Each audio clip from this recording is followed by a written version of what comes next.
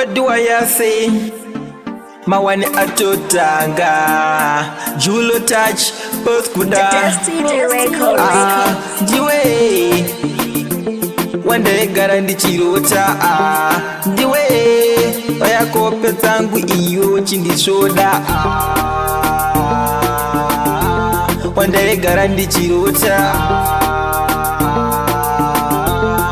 iyo chindi soda mudoa wangu sandi jipa ini ndakatoseleni nana mujiba ruduru sirauno dali nukupa mayangana andimbo fendi ndakuchita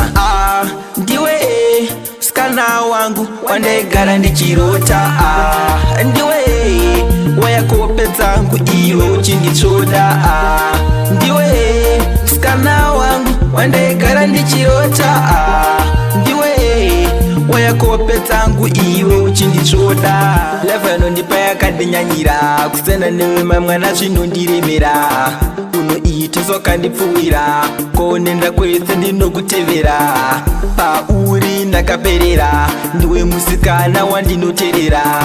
mumbekomba kwenyu ndokubvisira uya pedyo nenumbo ndimundira ndiwe skana wangu wandegara ndichirota ndiwe waya kope zangu iwe uchindichoda ndiwe skana wangu wandegara ndichirota ndiwe waya kope zangu iwe uchindichoda mudiwa wangu sandijiba ini ndakatosiyana inina namujiba ruduru sirauno dali nukupa maye mwana andimbofaini ndakuchita pambere pechita ndinopika kure kure newe ndinosvika sekutamba sekuseka tinochata mambure newe maye mwana ndinopinda ndiwe skana wangu wandegara ndichirota ndiwe waya kope zangu iwe uchindichoda ndiwe skana wangu wandegara ndichirota ndiwe waya kope zangu iwe uchindichoda levano ndipaya kandinyanyira kusena newe mamwana zvinondiremera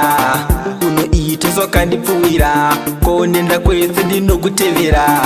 pauri ndakaperera ndiwe musikana wandinoterera mumbekomba kwenyu ndokubvisira uya pedyo nenumbo ndimundira ndiwe skana wangu wandegara ndichirota ndiwe waya kope zangu iwe uchindichoda ndiwe skana wangu wandegara ndichirota ndiwe waya kope zangu iwe uchindichoda